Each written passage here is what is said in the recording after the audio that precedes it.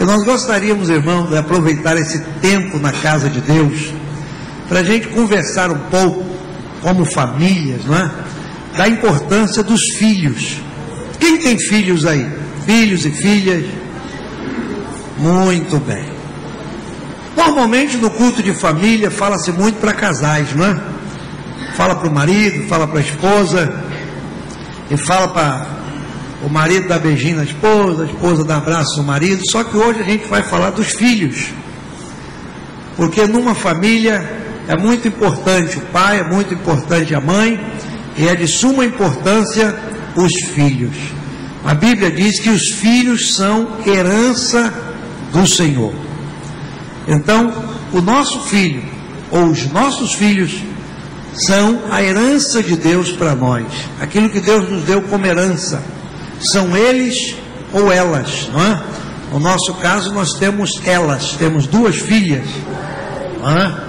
Elas vão dar continuidade ao nosso nome. Não é? Já temos 3 netos, que também tem no nome deles o nosso nome. E tudo isso vai dar sequência o quê? A família. Então é muito importante a gente compreender o valor dos filhos. Então nós vamos tomar como base o Salmo 127, versículo 4 e 5.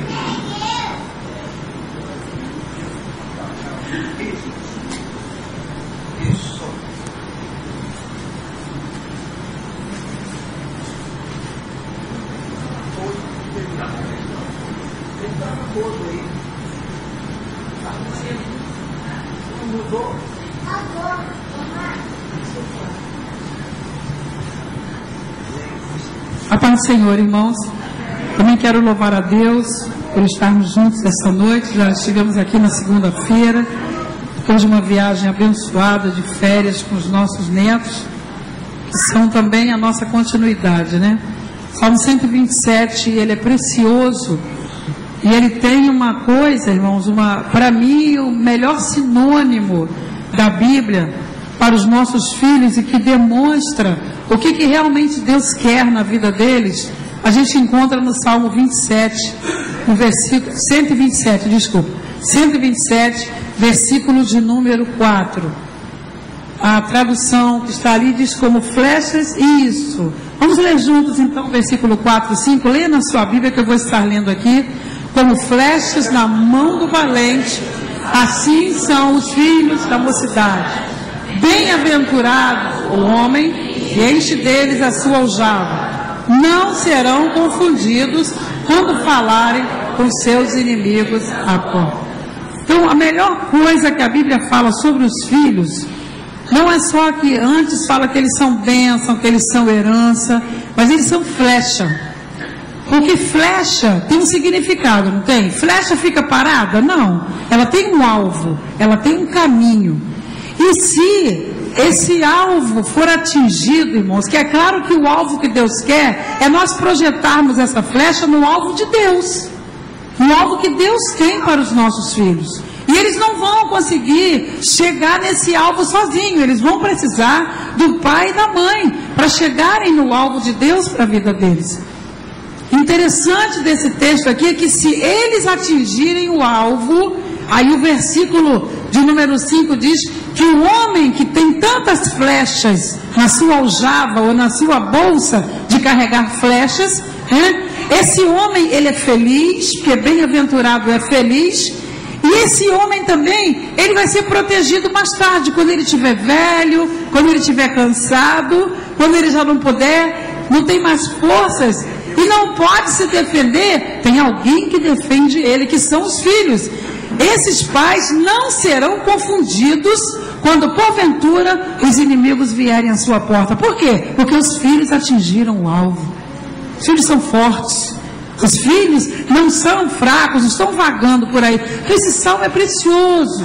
Salmo de número 127, nós não programamos falar hoje, porque pastor Toninho tinha convidado um pastor que infelizmente precisou viajar, e a gente sabe disso, né? Então vamos repartir aqui o que Deus foi dando para nós agora, tem uns 15 ou 20 minutos, vamos repartir com os irmãos, e creia que hoje Deus vai dar um rumo novo à sua vida, na visão que você vai ter acerca dos seus filhos. Amém, irmãos? Nós colocamos algo aqui, não é apenas para a gente poder caminhar com a igreja. Nós precisamos aprender a criar e liberar nossos filhos para a vida. A irmã Beth estava falando da importância das flechas, que elas têm um alvo a serem atingidos, alcançados. E nós, como pais, irmãos, precisamos entender isso. Aprender a criar e liberar nossos filhos para a vida. O que um valente, não é? Ou noutra versão, um guerreiro fazia com uma flecha? Ele atirava para longe de si. Ele a lançava para que ela pudesse atingir o quê? Um alvo. Então nós precisamos, como pais, entender que nós somos responsáveis diretamente pelos alvos dos nossos filhos. Interessante, irmãos, que eu estava olhando e escrevendo aqui, para onde eu quero mandar o meu filho? Meu coração, olhando para ele, amando o meu filho, para onde eu quero mandá-lo? Porque certamente nós vamos querer que eles fiquem conosco a vida toda. E eles ficam, irmãos? Não ficam. Eu tenho uma tão longe, né, lá na outra América, tenho outra não tão longe, mas que a gente só se vê 3 ou 4 vezes no ano. Mas está lá cumprindo o objetivo de Deus para a vida dela e lá também. E não estão junto comigo, mas estão junto comigo todo dia no amor, nas orações, no coração, sabe? Então, para onde? Nós vamos ter que mandar para algum lugar. Você lembra de Êxodo capítulo 2, quando Joquebede, né, aquele faraó lá daquela época, né, queria matar, não era faraó? Era faraó? Era. Queria que matassem todos os meninos. Ela preparou, ela arquitetou uma ideia, que eu li um livro um dia desses sobre o egípcio, e disse que aquela ideia não foi original, porque muitas pessoas atiravam, colocavam seus filhos no rio, para que alguém os encontrasse noutra localidade e os criasse. Não importa. O que importa é que Joquebede fez bem. Ela fez aquele cestozinho, colocou aquele betume, né, aquela cola do petróleo ali. A Bíblia diz que ela tapou todos os furos. Olha bem, começa a aprender como é que a gente pode fazer, Laila, negócio com os nossos filhos aí. Começa a tapar furo. Sabe, irmão? Porque filho precisa de atenção. Falta de atenção é um grande furo. Filho precisa ser ouvido, mesmo nas suas abobrinhas. Quem não tem paciência para ouvir um filho conversar, está fazendo um grande furo. No cesto da vida desse menino. Quando Joquebede tapou tudo que ela colocou na água, a Bíblia diz que ela só conseguiu esconder Moisés por 3 meses. Depois dos 3 meses, ela botou na cestinha e mandou para o lugar onde Moisés queria. Então fique sabendo, nossos filhos não vão ficar conosco. Fisicamente poderão não ficar, mas espiritualmente eles vão ficar sempre conosco e com Deus. Amém, irmãos? É interessante lembrar, dentro dessa visão de criação de filhos, né, que nós prometemos que quando crescer e for pai, nós faremos tudo diferente do que os nossos pais fizeram conosco, não é? Não é assim? Não é? Nós vamos fazer tudo diferente.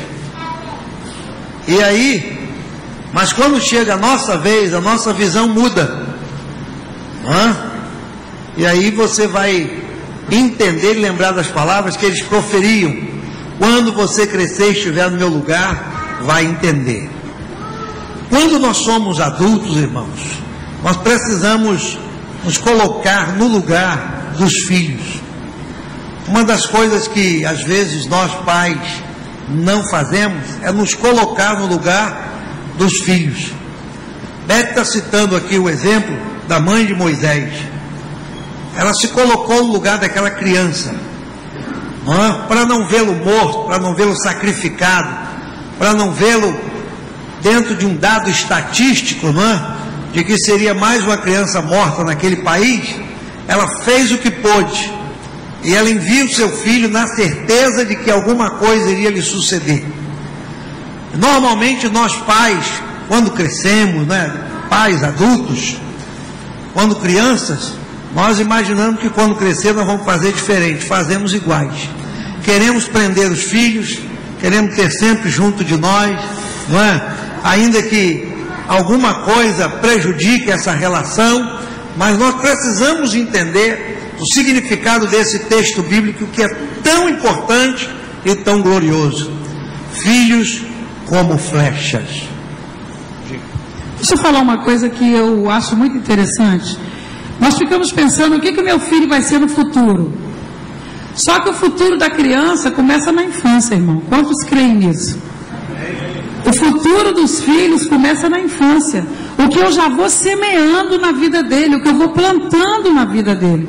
Se eu começar a plantar bem, né? Se eu começar a semear bem na vida dele, semente do bem, principalmente com os nossos exemplos.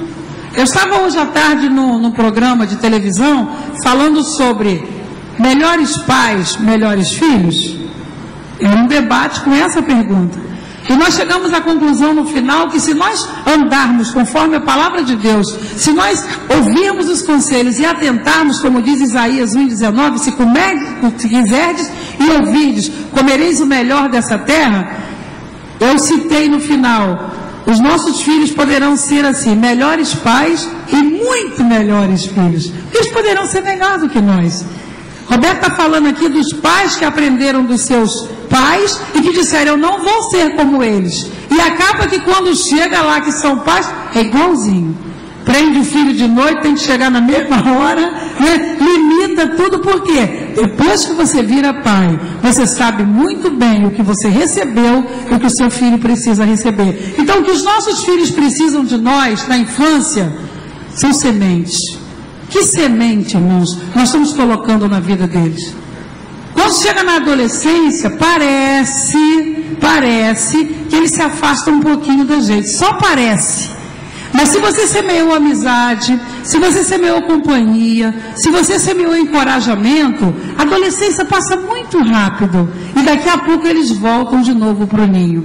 Eu estava ouvindo lendo um dia desse, um adolescente comentando um livro já adulto, e ele disse assim, quando eu era adolescente eu dizia, meu pai não sabe nada. Agora que eu sou adulto eu digo, meu pai sabe tudo. Olha só, o mesmo pai e o mesmo filho. Se você plantar exemplo, encorajamento, for um sermão vivo, se nós fizermos isso, com certeza os nossos filhos vão chegar lá e vai ser muito bom para eles e para nós. E aí, a irmã Beth está falando, né, das nossas interferências na vida dos filhos, aquilo que nós semeamos, de que maneira interferimos. E aí nós colocamos algo, às vezes interferimos na escolha de relacionamentos, não é assim? Interferimos na amizade dos filhos, e quando eles começam a namorar, como é que é isso? Eu amarrava tudo. Quando eu via, irmão, que o negócio não ia dar em nada, sabe aquele namoro que você está vendo que é uma tribulação? Eu botava o joelho no chão, dizia, Jesus, a minha oração já começa assim, se não for teu, some com ele daqui, Jesus. Eu amo essa menina, eu criei essa menina, eu dei cola para essa menina, sabe? É para qualquer um carregar assim, e de repente o danado sumia, e ela chorava, mãe, é você que fica amarrando. Eu falei, o que Jesus mandar eu não vou amarrar. O que Jesus mandar eu não vou amarrar. Mas vejam bem o que nós precisamos compreender aqui, não é? Nós interferimos como se estivéssemos escolhendo alguém para quem? Para nós, não é? Sabe que normalmente os pais veem nos filhos, não é? Veem eles, e aí interferimos nas escolhas das amizades, dos namoros, da profissão, de tantas coisas, não é? Há pessoas, irmãos, que hoje vivem dramas e dilemas, porque seus pais, na adolescência, na juventude, não é? Forçaram uma escolha, forçaram. Que nós conhecemos hoje pessoas que estão no ministério que não gostariam de estar. Minha filha, a nossa filha Ana, hoje está numa base militar, e ela já conversou conosco, poxa, pai, a gente encontra ali oficiais que dizem, Eu estou aqui simplesmente por causa do meu pai, que me obrigou a ser militar. Não é? Então é uma situação de quê? De interferência. Nós precisamos saber como plantar essa semente na vida dos nossos filhos, para que eles sejam preparados para a vida. Nós não estamos escolhendo alguma coisa para nós estamos contribuindo nas escolhas deles e delas. Às vezes é muito normal, deixa esse finalzinho para você falar daqui a pouco, é muito normal nós sermos frustrados em alguma área da nossa vida. Por exemplo, você queria ser médico, não pôde por uma série de razões, ou advogado, ou isso ou aquilo. Então seu filho vem e fala, você vai ser. Quer dizer, você está querendo colocar a sua frustração nele, e o garoto não gosta, não quer. E eu falei, a menina também não. Ele tem que dançar balé, meu Deus do céu. Sabe, tem que cantar, meu Deus. Eles não querem, não têm vontade. Nós conhecemos um médico em Itaperuna, que ele é médico e tem 3 filhos homens médicos. E tem 2 filhas. Daí uma das 2 filhas, uma é psicóloga e a outra é juíza. Glória a Deus. E é uma família que se acertou. Todo mundo estudou com dificuldade, correu atrás. Sabe, irmão, daqui a pouco nós vamos falar sobre isso, sobre investimento também. Mas o sonho é dele. Um dia eu conversei com uma irmã, a gente estava dando aula num simpósio, e a gente estava falando sobre adolescentes. Ela falou, irmã, meu filho falou que não quer estudar muito, ele quer só terminar essa fase, e ele quer ser mecânico. Aí eu disse, tá, irmã, e qual é o problema dele ser mecânico? Mecânico ganha dinheiro até nas férias, ganha dinheiro até viajando, enguiçou um carro lá e já pode parar e ganhar um dinheirinho. Qual é o problema? Eu olhei para ela e falei, irmã, seu marido é o quê? E ela disse, meu marido é construtor. Eu falei, ele é construtor agora, antes dele ser construtor ele era o quê? Pedreiro. Eu falei, então, a estatística de vida do seu filho está igualzinha à vida do seu marido. Um homem simples, que apesar de ser simples, construiu casa, tem carro. Então por que ele não pode ser um mecânico? Por que ele tem que ser um piloto? Deixa o menino estudar mecânica, irmão. Sabe? Então nós não podemos fazer isso com os nossos. Você não vai ser isso. Eu sou motorista, mas você não vai ser. Deixa ele ser um motorista na hora que Deus quiser, porque o plano de Deus para a vida dele, se nós não atrapalharmos, ele vai chegar onde Deus quer para a vida dele. Eu creio nisso. E aí, às vezes planejamos a vida profissional dos nossos filhos querendo compensar nossas próprias frustrações, como disse irmã Beth. A verdade é que temos que preparar nossos filhos para a vida. Uma hora eles terão que sair de casa e viver sua própria vida, sua própria experiência. E é para isso, irmãos, que nós, como pais, precisamos estar preparados, prontos, e orientar os nossos filhos para esse momento de sair de casa, não é? De partir, de prosseguir na vida, de avançar na vida. E muitas vezes nós, como pais, não nos preparamos para essa hora, para esse momento na vida dos filhos. Se você quer começar preparando bem o seu filho, abra sua Bíblia no Salmo de número 15. Prepare ele para ser cidadão do céu. É a primeira coisa que a gente deve preparar o nosso filho, para conhecer a Deus, para amar a Deus, sabe? Para amar os mandamentos do Senhor. Mas, irmão, sem forçação, sem querer que ele seja pastor. É um tal de botar um terninho no menino pequeno, uma gravatinha e falar, vai ser pastorzinho. Para com isso, irmãos. Se você quer ver quem costuma olhar o YouTube, eu não tenho muito costume de olhar o YouTube, mas eu olhei lá quando eu estava com a minha filha, e eu coloque lá, bebê pastor.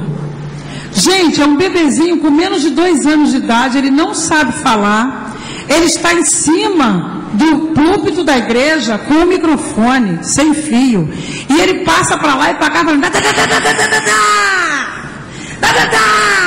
para lá e para cá, todo mundo rindo, achando uma graça. É assim que começa a induzir uma criança, nem sabe aonde que Deus quer que essa flecha vá. Para que fazer isso? Eu falei sobre isso no programa hoje. Quantos, isso na nossa realidade de igreja, quantos pastores colocam seus filhos para serem pastores? só para ficarem ganhando um salário a vida toda, ao invés de ter uma segunda profissão, uma terceira profissão. Se Deus quiser chamá-lo para pastor, ele vai ser pastor, mas não necessariamente, é Deus que dá o pastor à igreja, e não o pastor dá o pastor à igreja. Mas a gente sabe que a nossa realidade evangélica é isso.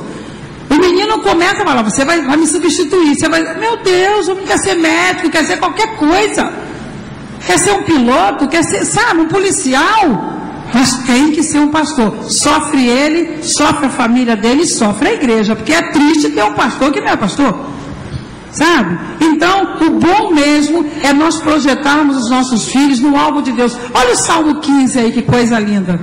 É o que ensina a ser o cidadão do céu. Senhor, quem habitará no teu tabernáculo? Quem morará no teu santo monte? Quer dizer, quem é que vai ser o cidadão do céu? Olha aqui o cidadão do céu. É aquele que anda em sinceridade, pratica a justiça, fala verazmente segundo o seu coração. Versículo 3 diz o quê? Leiam, por favor. Aquele, não difama, não faz mal ao seu próximo, nem aceita nenhuma afronta contra o seu próximo. Olha o 4, leia também. Aquele a cujos olhos o réprobo é desprezado, mas honra os que temem ao Senhor. Aquele que, mesmo que jure com dano seu, não muda. E o 5, aquele que não empresta o seu dinheiro com usura, não recebe peitas contra o inocente. Quem faz isso nunca será abalado, ainda vai morar no céu. Ensina, vamos ensinar os nossos filhos a isso. Ser um bom cidadão, uma boa cidadã nessa terra, preparado para morar no céu. Essa é a melhor coisa. Na verdade, irmão, o Salmo 15, quando a Bíblia fala, né, daquele que faz, que isso e aquilo, se você olhar cada expressão aqui do Salmo 15, são valores morais. Não são valores espirituais, são valores morais. São valores que interferem na nossa vida, no nosso caráter, na nossa personalidade. Então nós temos aí... Deixa eu só terminar uma coisinha para falar sobre isso aqui, dos valores morais. Normalmente se ensina uma criança pequena conceitos abstratos, como você tem que ser grato, tem que ter gratidão. Entendeu alguma coisa? Você que tem 5 anos de idade? Não. Então, conceitos abstratos como gratidão, solidariedade, educação, respeito ao mais velho, para eles aprendem conosco. Se eu falar com o meu esposo e ele está ouvindo, Roberto, por favor, pega aquele chinelo para mim, ou pega uma água para mim, ele está ouvindo, por favor. Eu não preciso nem ensinar, ele ouviu, por favor. Quando ele trouxer a água, eu falar, puxa, muito obrigado. Aprendeu.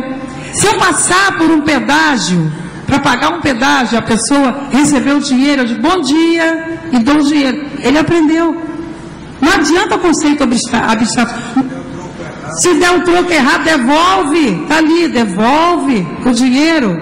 Sabe, devolve. Ah, não, Deus me abençoou, né? Eu estava precisando. Eu estava conversando com a irmã Darcy lá em casa, ontem, e ela estava dizendo que ela viveu uma vida muito difícil, ficou sem o seu esposo, criou seus filhos, e ela estava um dia numa loja, trabalhando, e deixaram uma carteira, né? Deixaram uma carteira, e ela guardou a carteira, quando ela olhou só tinha dólar, talão de cheque, não tinha um nome, um cartão, parece que saiu, tinha passaporte, acho que estavam preparados assim, não tinha nada que ela pudesse telefonar, ela guardou o dinheiro, e naquela semana ela tinha recebido o salário dela, tinha pagado o aluguel e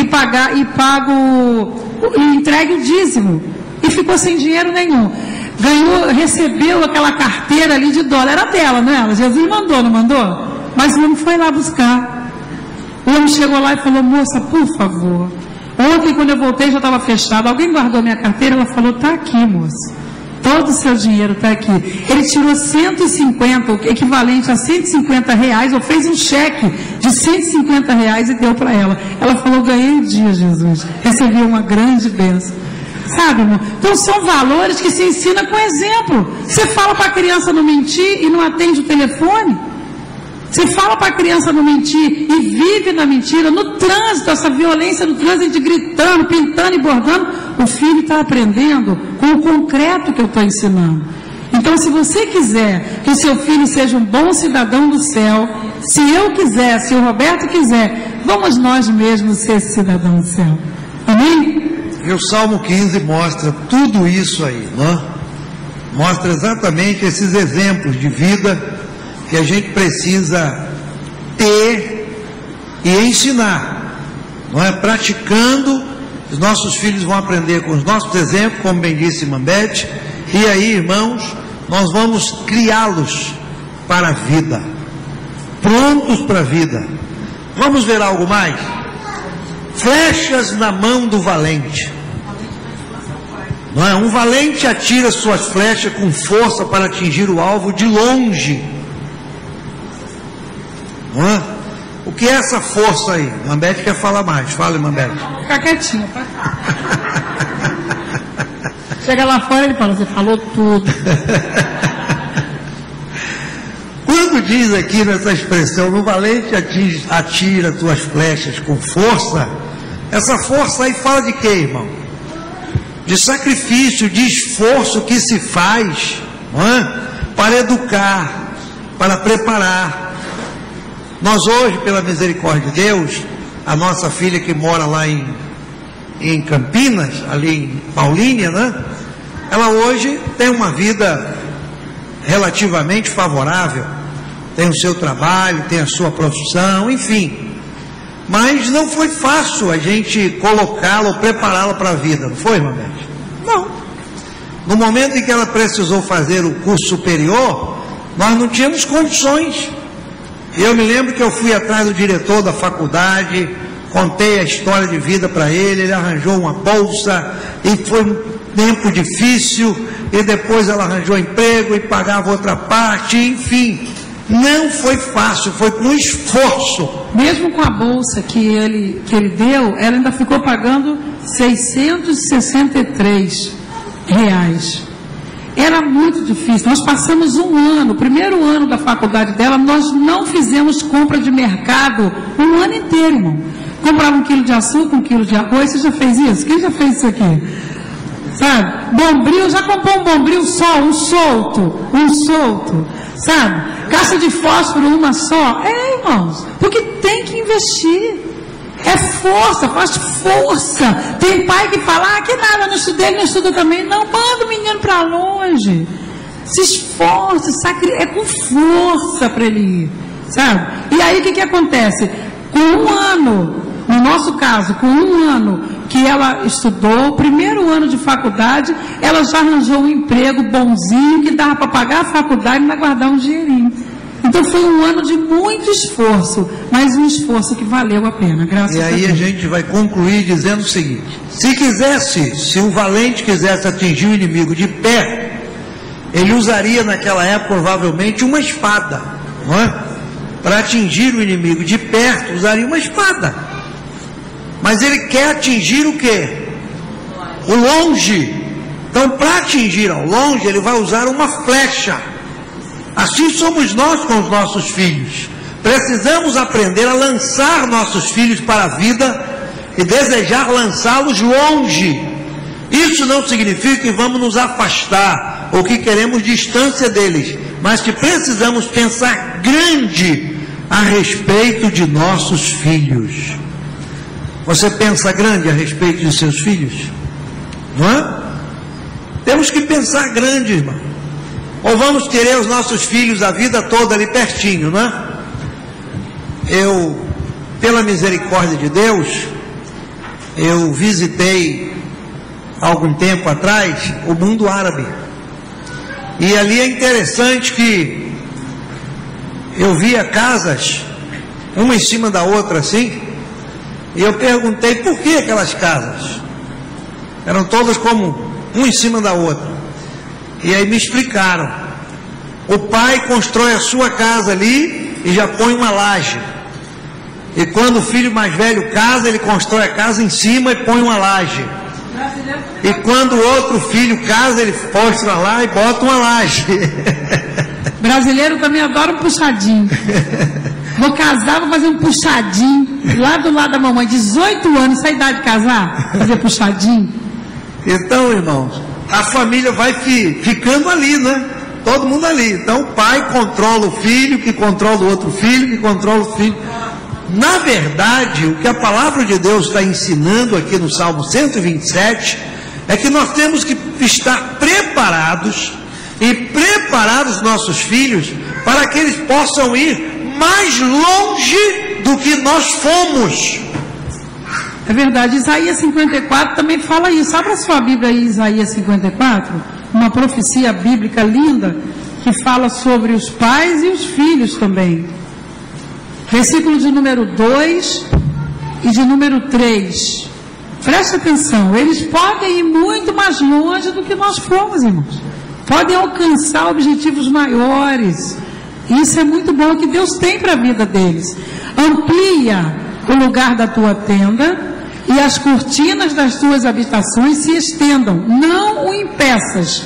Alonga as tuas cordas e firma bem a tua estaca. Isso aqui é o pai e a mãe trabalhando, lutando, sabe, ampliando, crescendo, né? Mas a Bíblia diz: porque transbordarás a mão direita e a mão esquerda. Mas olha o que a Bíblia fala dos filhos: e a tua posteridade possuirá as nações e fará que sejam habitadas as cidades assoladas. Quer dizer, dá a entender aqui que os filhos vão crescer mais.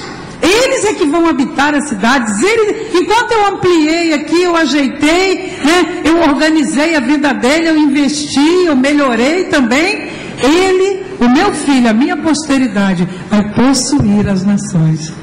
Amém. Então a gente tem que fazer força de atirar essa flecha para bem longe mesmo.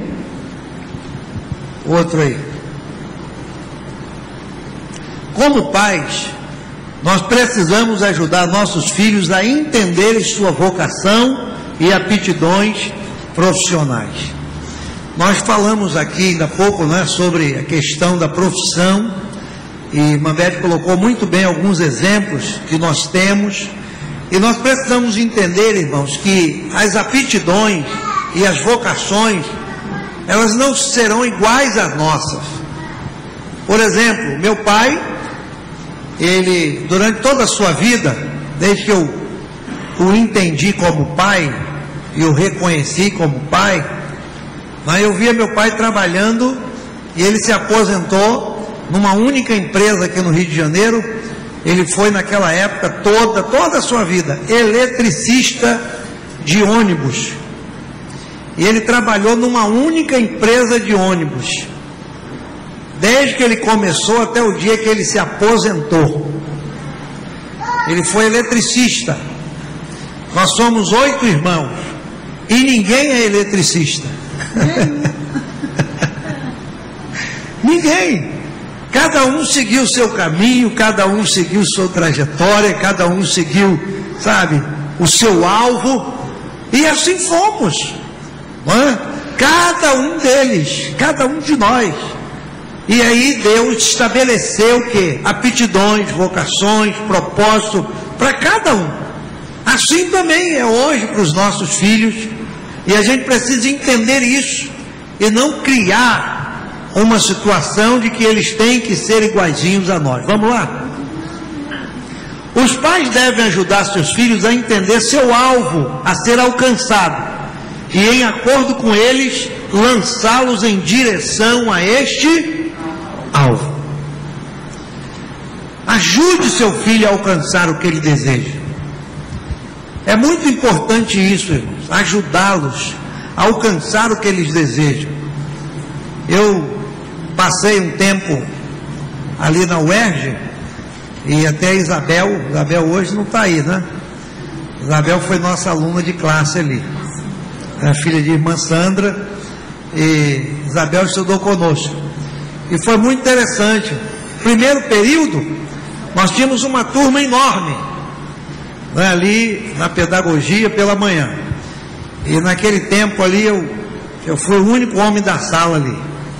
O restante era toda a parte feminina, né? Estudando de manhã, era o único tempo que eu tinha. E no segundo período já tivemos talvez um terço foi embora. E aí a gente encontrava com aquelas moças, aquelas senhoras. Aí eles disseram: olha, não é isso que eu quero para a minha vida. Eu comecei o primeiro período e já vi que não é isso. saí, fechei matrícula, estou tentando outra coisa. Então nós precisamos entender isso, irmãos, com relação aos nossos filhos, não é?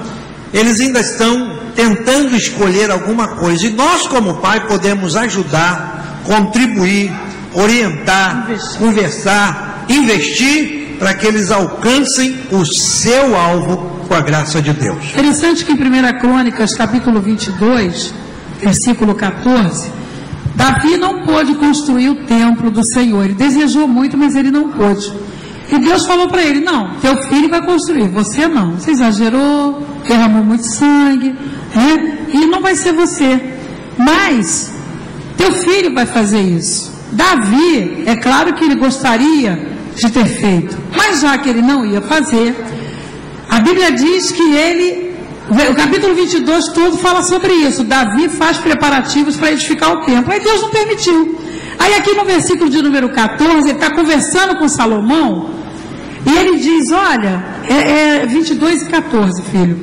Ele está conversando com Salomão e disse: olha, meu filho, é você que vai fazer. Então, eis que na minha opressão, é o versículo 14, na minha aflição, preparei para a casa do Senhor 100.000 talentos de ouro e 1 milhão de talentos de prata e de cobre e de ferro, que não se pesou, porque era em abundância. Também madeira e pedras preparei, e tu suprirás o que faltar. Então Davi ajudou o seu filho a fazer o que ele tinha que fazer, que era o templo do Senhor. Davi colocou na mão dele os meios para que ele fizesse. Irmãos, os nossos filhos nunca vão poder chegar a um alvo logo no começo se nós não ajudarmos, irmãos. E tem pai e mãe que não quer ajudar, não quer fazer um sacrifício. Irmãos, se nós tivermos que fazer hora extra, vamos fazer hora extra, para que o nosso filho estude, para que ele tenha um 2º grau, um 3º grau, para que ele tenha mais uma profissão. Se nós tivermos que vender bordado, que vender Avon, né, irmã Ilma, que vender Natura, né, irmã Nádia, que vender blusa, irmã Sandra, né, que colocou as meninas todas na faculdade, está todo mundo lá formado, está todo mundo acabando, daqui a pouco é Bia também, que já está lá, né? Então, irmãos, o que é isso? Não é fácil fazer um monte de salgados para vender numa academia. Ela fica até tarde, ela fica cansada, mas ela está investindo. Ela está fazendo como Davi. Davi podia dar ouro e prata e madeira. Se eu não posso dar ouro e prata e madeira, eu posso vender pano de prata, eu posso vender, eu posso fazer qualquer coisa. Eu posso limpar a casa, pegar aqueles R$100 e já pagar o curso de inglês, sabe? Para que eles comecem, eles deslanchem. Não é ficar a vida inteira sustentando filho vagabundo, não, irmão, não estou falando disso. Eu estou falando em a gente investir no menino até ele achar o prumo dele, achar o rumo dele. Quando ele achar, a gente também descansa e relaxa, mas essa parte é nossa. E aí, nós temos mais um pensamento aqui. As flechas não existem para permanecerem sempre na aljava. Solta o menino. Elas ficam ali só até que a hora de serem lançadas chegue. O filho vai ficar conosco, a filha, irmãos, até a hora de sair. E nós precisamos, né, ter todo esse embasamento, toda essa preocupação, todo esse equilíbrio, todo tipo de apoio e de ajuda, sabe? Ainda que pareça que o nosso filho, a nossa filha nos é pesado, não é? Meu Deus, que coisa! Quando é que você vai sair de casa? Quando é que você vai casar? Meu Deus do céu! Ele não vai ficar para sempre na aljava. A flecha não ficava para sempre ali, ó, né? O valente, ele tinha aquela bolsa de flecha, colocava as flechas ali e saía com o seu arco. E uma a uma, de acordo com a necessidade, iam sendo atiradas. Não é? Até que ia a última flecha. Não é? E a última. É assim conosco também. Nós temos que estar prontos e preparar os nossos filhos. Eles vão ficar aí até que chegue a hora de serem lançados para a vida. Inclusive para o casamento, viu, irmãos? Irmãs, seus filhos vão casar, digam amém. Seus filhos homens vão casar. Viu Estrela, pastor Toninho, Lucas vai casar, né? Né? E o Roberto quer que fale de casamento agora não, né? Ah, casamento posso, isso aqui a gente vai falar. Então, sabe, irmãos, a gente às vezes quer criar filho para nós. Ainda lê assim, a Bíblia diz que os filhos são herança do Senhor, então eu tenho que gastar essa herança em vida. Quer tirar dos filhos. Agora que meu filho começou a trabalhar, ganhar dinheiro, ele devia me sustentar. Oh, meu Deus! Quanta mãe querendo ser sustentada a vida toda, pai querendo ser sustentado a vida toda, e tem que pagar a luz, pagar isso, pagar aquilo. Meu Deus! Na necessidade da família a gente entra num acordo, mas se a gente não precisa, solta os meninos, deixa os meninos ir adiante, principalmente prepará-los para casar. Nós estamos preparados para muita coisa dos nossos filhos, mas não estamos preparados para vê-los saindo de dentro de casa e se casar. Olha aí, em sogra de homem, nunca tem um homem perfeito para a filha da gente. E de mulher também nunca tem perfeito. Às vezes acha um perfeitinho, um cadinho assim, quando ele dá bastante presente pra gente, né? Eu contei um dia desse num programa na televisão a diferença da sogra, mãe do rapaz, né? E mãe da moça. Um dia encontraram uma senhora na rua e perguntaram para ela: ô, dona Maria, quanto tempo? Como é que vão os meninos? Já casaram? A Rosa e o Francisco? Ela falou: casaram? Graças a Deus, já se casaram. Ela falou: é mesmo? A Rosa casou bem? Ela falou: casou muito bem. Minha filha casou tão bem. Meu genro é uma bênção. É uma bênção de Deus na minha vida. Olha, ele levanta de madrugada, troca a fralda da criança, levanta cedo, dá café para ela. Antes de sair para o trabalho, ele dá o café para ela. Depois que ela toma o café, ainda fica dormindo. Aí ele sai, vai para o trabalho, para ele suprir as necessidades da casa. Ela falou: mas que bênção, hein? Aí disse: pois é, mas e o menino? E o Francisco? Casou tão mal. Meu filho casou mal. Imagine que ele tem que levantar 3 horas da manhã para mudar a fralda da criança.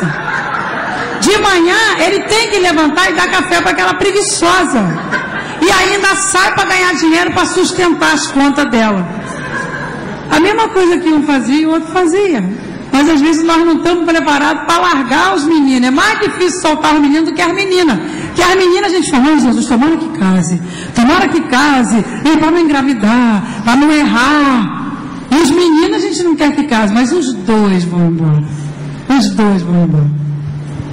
O pastor Toninho falou que a gente tinha muito tempo, o tempo já está acabando. E agora nós vamos para a segunda parte. Vamos para a segunda parte. Nós estamos falando das flechas, não é? E aí nós temos aqui agora o quê? A preparação das flechas. A flecha, para ser atirada, ela precisa ser preparada, não é? As flechas naqueles dias eram feitas manualmente, exigiam um trabalho artesanal e personalizado. Se o guerreiro quisesse ser bem sucedido ao atirar suas flechas, deveria antes ter investido nelas. E é muito interessante, irmãos, essa questão de investir no filho. Mamete leu bastante a Bíblia, agora eu vou ler um pouquinho. Abra sua Bíblia em Cantares de Salomão, capítulo 8. Cantares de Salomão, capítulo 8. Eu vou começar a falar e deixar, porque a irmã Beth está inspirada. Ela veio de um programa aí de televisão animado, né? Que dia vai ser o programa? Hoje à noite, 10 horas, na Rede Boas Novas, às 10 horas. Veja bem, enquanto você procura, está dizendo: se o guerreiro quisesse ser bem sucedido ao atirar suas flechas, deveria antes ter investido nelas. Quantos pais se arrependem e às vezes até culpam os filhos? Poxa, você não quis estudar, você não quis isso, não quis aquilo, mas na hora de preparar a flecha, é o pai e a mãe que falam: você vai estudar, senta aqui comigo agora, vai aprender matemática, nem que a vaca tussa, sabe? Vai aprender, vou estudar com você, vou ajudar você. Está preparando a flecha para ele poder estudar, para ele poder chegar lá, para não chorar depois. Vou desligar o microfone. Onde é que desliga o microfone da irmã Beth? Mas veja aí Cantares de Salomão, capítulo 8, irmão, que nós estamos, na medida do possível, procurando fundamentar com textos bíblicos, não é? Esse tema tão importante. aqui no capítulo 8, versículo 8 e 9 e 10. Olha o que diz aí. Já achou aí alguma coisa? Tem aqui na tela aqui, ó. Tem na sua Bíblia aí. Diz Salomão assim, já no finalzinho, não é? Temos uma irmã pequena que ainda não tem seios. Que faremos a essa nossa irmã no dia em que dela se falar? Se ela for um muro, edificaremos sobre ela um palácio de prata. Se ela for uma porta, cercá-la-emos com tábuas de cedro. E aí o versículo 10 termina dizendo o quê? Eu sou um muro, os meus seios são como as suas torres, então eu era aos seus olhos como aquela que acha paz. O que nós temos aí nesse texto da Bíblia? Versículo 8, uma irmã pequena, uma menina pequena, e a preocupação da família aí é o quê? Versículo 8, o que diz o verso 8? Não é? Volta aí o verso 8, por favor. Que faremos quando ela crescer? O que nós vamos fazer? Ela vai crescer. Você já percebeu que os nossos filhos crescem? Não é, Marcão? Quem é o maior lá? Pois é, já está de que tamanho? Está grandão, 10 anos, daqui a pouco 12. Eu cheguei agora lá na casa da nossa filha, pela misericórdia de Deus, com a irmã Beth. Nosso neto mais velho já está com 14 anos. Aí foi lá no aeroporto conosco, nos receber. Aí eu falei, Joshua, o menino está maior do que nós dois. Comprido, 14 anos. Falei, Jesus, esse menino nasceu dentro de uma caixa de sapato. Já está desse tamanho. Eles crescem, irmão. Não é? Aqui na igreja, irmão, nós temos visto isso, né? Não é?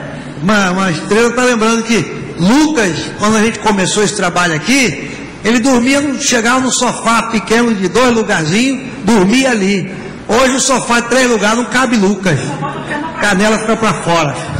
Os filhos crescem e a preocupação é: que faremos? O que nós vamos fazer? Verso 9 diz o que aí? Olha o verso 9. Se ela for um muro, edificaremos sobre ela um palácio de prata. Se ela for uma porta, cercá-la-emos com tábuas de cedro. Vejam bem, 2 situações, não é? 2 investimentos. Liga o microfone, irmã Beth. Você pode participar, irmã Beth. Só liguei porque você mandou. Não é? Nós temos aí, irmão, 2 alternativas. Olha o que a família diz. Se essa moça for uma moça muro, o que é o muro? Um lugar de firmeza, solidez. Muro fala de firmeza, de solidez. Se essa moça for uma moça firme, sólida, ajuizada, nós vamos edificar sobre ela, nós vamos investir na vida dela. Agora, se ela não for o que a gente pensa, o que nós vamos fazer? Desprezá-la? Hein? Vamos largar, Deus dará? Não. O versículo diz o quê? Nós vamos cercá-la com tábuas de cedro. Cedro é uma madeira nobre, resistente, sabe? Que segura a onda. Então ele está dizendo, se ela for uma moça ajuizada, nós vamos investir nela. Se ela não for ajuizada, for como uma porta, que todo entra e sai, entra, permite com facilidade que coisas entrem, né? Coisas, ideias, conselhos. Uma moça porta, que aceita qualquer coisa, enfim. O que nós vamos fazer? Nós vamos largá-la? Vamos investir do mesmo jeito. Nós vamos cercá-la com tábuas de cedro. E esse cercar aqui, vamos cercar com conselho, com amor, com oração, sabe, com companheirismo, com vigilância, com tantas coisas. Nós não podemos desistir dos nossos filhos. Aleluia. É isso mesmo, irmãos. Nós costumamos investir, claro, né, naquele filho mais estudioso, naquele filho mais assim, Mas eles costumam nos surpreender, viu? Às vezes os mais levados costumam passar à frente, dependendo do investimento da família. Às vezes uma criança tão levada, eu conheci assim em Teresópolis, o filho do irmão Adílio, que nós conhecemos, ele era levado, aquele menino Jordão. O menino levado, irmão, não tinha que aguentasse aquele menino na igreja. Aquele menino passava por debaixo dessas cadeiras aqui, assim, saía aqui na frente, e agarrasse ele para ver o grito que era. E ele era muito interessante. O nosso templo lá em Teresópolis era como esse aqui, tinha entrada ali, tinha um banheiro logo na entrada, e em cima tinha um mezanino, que era uma loja, e uma escadinha do lado, e lá em cima ficava o som. Aí a gente estava aqui, igual aqui, né? Estamos aqui pregando e tal, animado, louvor. Daqui a pouco, irmão, apagava todo o som da igreja. Pum! Apagava tudo. Os diáconos já corriam lá em cima. O menino subia de gatinho pela escada, chegava lá, puxava o fio do som, desligava tudo. O menino era terrível. O pastor Turim está seco nele, está olhando com a cara assim de, ai, esse menino aqui.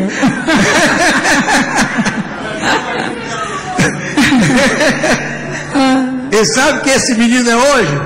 É um pastor metodista formado no Bennett, um homem, né? Casou, já tem filho, calmo, sereno e tranquilo. Uma bênção. É isso que eu falo, às vezes os pais podiam pensar, Jesus, esse menino não vai virar nada. Esse menino bagunceiro acabava com todos os enfeites, irmão, da igreja, do berçário, cada coisa linda que a gente dava vontade de matar aquele menino. Mas o garoto é uma bênção. Quer dizer, hoje ele está aturando os meninos igual a ele, né? Ai, papai do céu permitiu. Mas a gente vê que não é porque um filho não é exatamente aquilo que eu acho, ou que eu penso, não julgue pela aparência, não invista.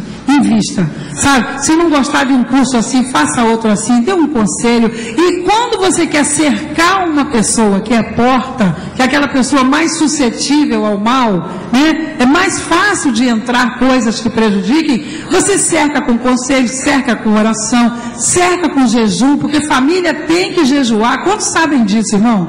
Amém. A Bíblia diz em Lamentações de Jeremias 2:19, levanta de madrugada pela vida dos teus filhinhos. Família tem que jejuar, tem que orar de madrugada, pagar o preço também na oração, não somente o valor financeiro. Se você fizer isso, e também cerque essa moça ou esse rapaz com moças e rapazes que sejam muro, porque o exemplo de outras pessoas vai fazer com que uma moça muro, uma moça porta, possa ser uma porta tão sólida quanto um muro também.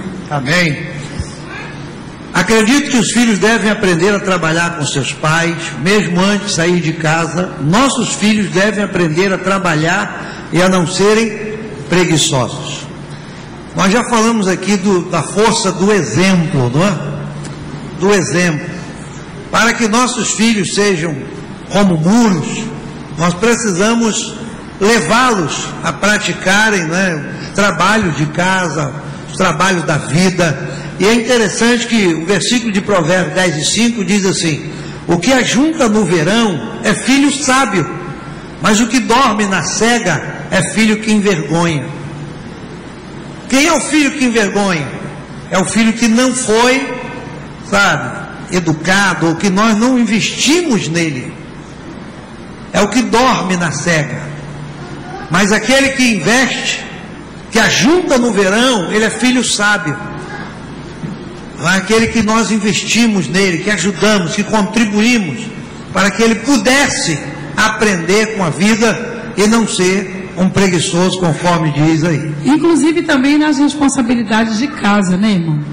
Porque mãe faz tanta coisa, o filho pode tirar a mesa. Pode ou não pode, irmãos? Pode levar o lixo lá fora. O pai fala, meu filho, hoje quem vai lavar a louça somos nós dois. Deixa a mamãe descansar um pouco. Deixa a mamãe colocar as pernas numa cadeira. Responsabilidades de lavar uma varanda, de limpar lá a sujeira do cachorro. Os filhos querem ter cachorro, mas eles não querem limpar. A responsabilidade é deles. E nós precisamos colocar isso de uma maneira correta, de uma maneira sem agressividade, mas eles desde cedo têm que aprender a ser um bom filho, porque se eles forem bons filhos, eles serão bons esposos. Nós não vamos ter problema nessa área, porque serão bons esposos. Muito bem. Aí nós temos aí para fundamentar, né, alguns filhos ao crescerem vão desenvolver aptidões próprias dos dons e talentos que Deus deu a eles. Portanto, nós não devemos apenas ensiná-los a fazer o que fazemos, mas tudo o que for bom e importante para o seu futuro. Eles não precisam ser igual a nós, eles podem ser eles mesmos e talvez sejam melhores ainda.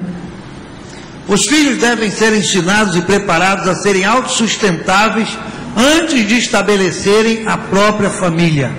Este também é um princípio bíblico.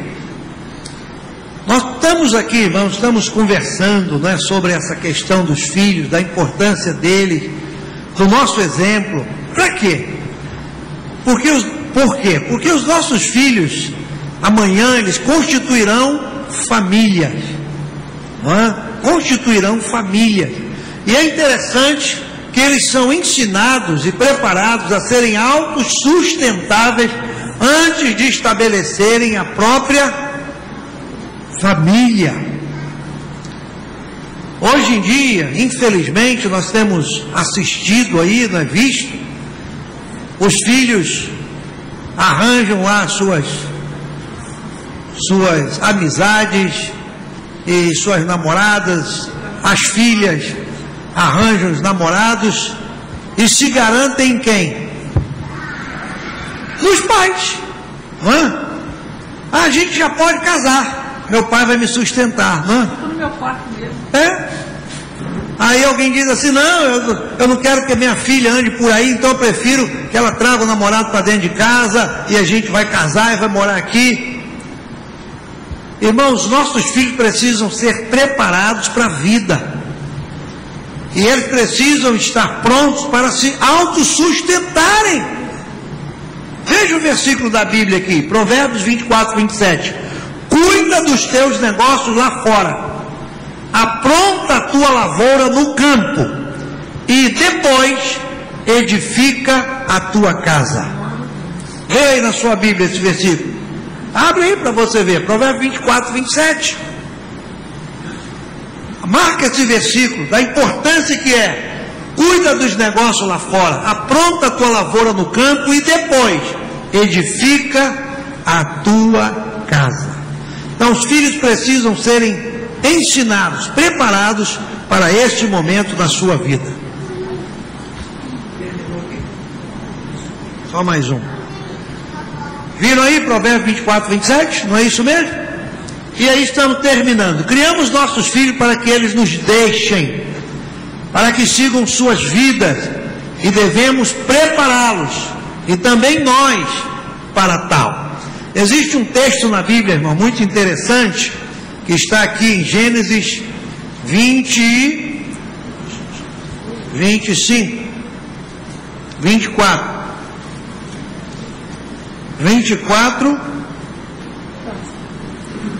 Gênesis 24, abre aí, rapidinho, estamos terminando, não vai chegar à meia-noite não, garanto. 24.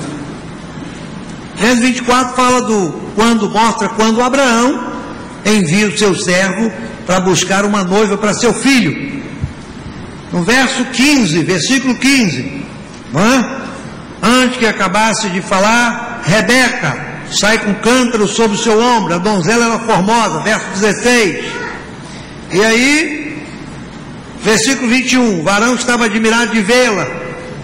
Versículo 24, ela disse, eu sou filha de Betuel, filha de Milca, temos palha e muito pasto. E aí ela leva aquele enviado de Abraão para sua casa, né? E ele chega ali, versículo 28, por exemplo, a donzela correu, fez saber essas coisas na casa de sua mãe, tinha um irmão, levaram ele para sua casa, ele contou de quem ele veio, de família que mandou, Abraão, descobriram que era da mesma família, não é? E é interessante que versículo 57. Ele disse que veio buscar uma noiva, enfim. No versículo 57, eles disseram, a família disseram: chamemos a donzela e perguntemo-lhe. Ele já havia contado: olha, eu vim da parte de Abraão, descobriram que era da família, parente, não é? Está colocando aí? Não é? Perguntemo-lhe. Vamos perguntar para ela, ela vai decidir agora. Aí no versículo 58, e chamaram a Rebeca e disseram-lhe: irás tu com este varão? O que é que ela respondeu? Irei. Se a família não tivesse preparado essa moça, irmão, para essa hora, não é? Não tivesse preparado para esse momento.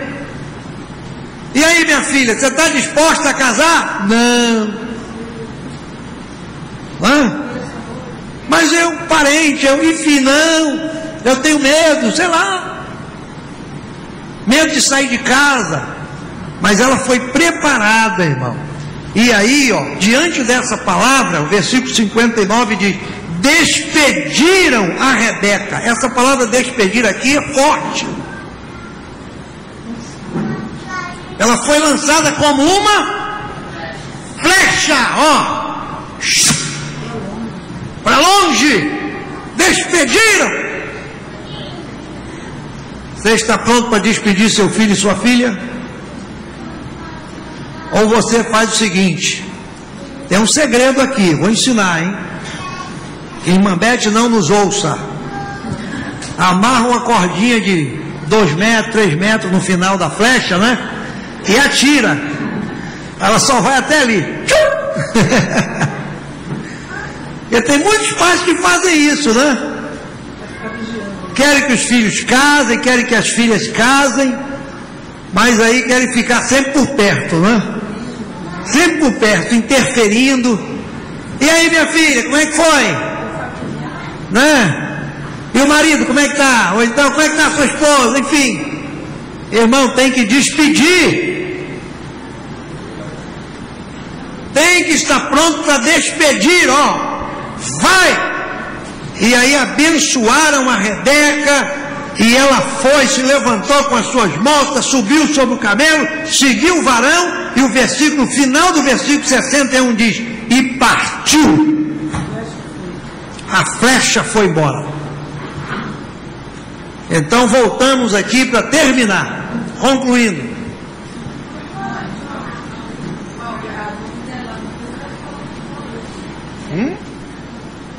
Claro.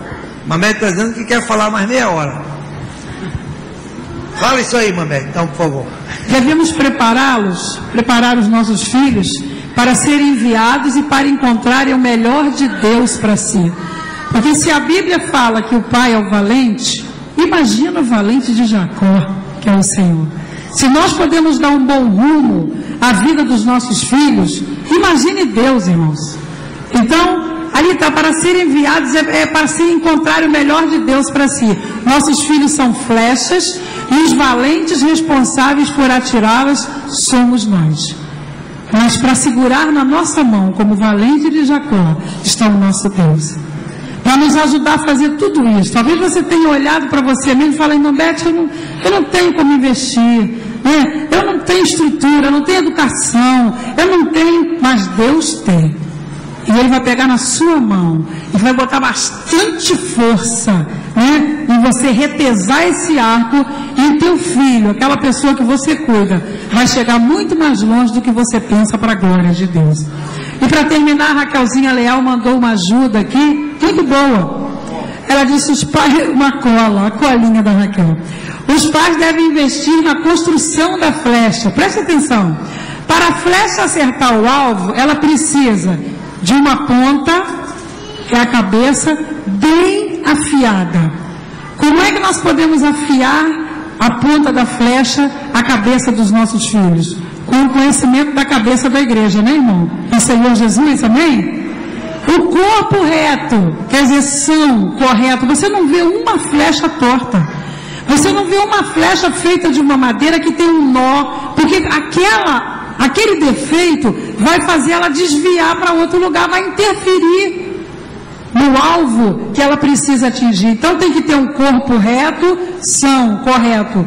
E uma guia, que é o finalzinho da flecha, para a orientação dela. Você entendeu? Nossos filhos precisam de uma cabeça bem afiada, de um corpo reto e de uma guia, orientação. Com isso, a flecha vai alcançar a liberdade para cortar o vento. Obrigada, Raquel. Muito bonito para terminar.